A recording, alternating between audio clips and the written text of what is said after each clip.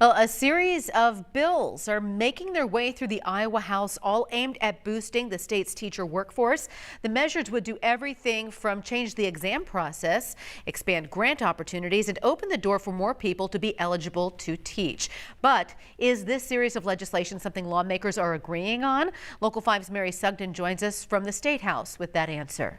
That's right. I spoke with lawmakers on both sides of the aisle who serve on the House Education Committee. Now, they tell me this series of legislation is a bipartisan effort aimed at tackling the teacher shortage across Iowa. Iowa lawmakers are proposing an alternative licensure program for educators. A person who already has a bachelor's degree, 3 years of work experience, has to get 15 credit hours of teacher education, and then they will be in essentially what's like a year-long internship student-teacher program. Representatives are also considering the elimination of a practice exam for hopeful instructors. Because we hear a lot from people who maybe have been the top of their class or towards the top of their class in college, getting licensed as a teacher, but because they're not a good test taker, because they couldn't pass that exam, they're not eligible to become a licensed teacher in Iowa. Another proposal allows student teachers the ability to fill in as a sub in the classroom they've been placed. So far, lawmakers say these proposals have bipartisan support. I mean, what a great way to alleviate the substitute problem and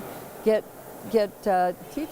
kids thinking about teaching, students in a classroom, really experiencing it in a different level. The Iowa State Education Association says while it's in support of these proposals, it says there is much more to be done, especially to retain current teachers. We also must look at the funding levels that we have here in the state, our overcrowded classrooms, the working conditions, the demands put on educators. And this series of legislation is really just in its initial stages here at the State House. We'll be keeping a close eye on each of these pieces as they move through and let you know about any changes. For now, reporting at the State House, Mary Sugden, Local 5 News, we are Iowa.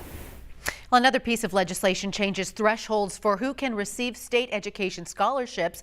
Right now, it's for those in the top 25% of their program. The new proposal would change that to the top 50.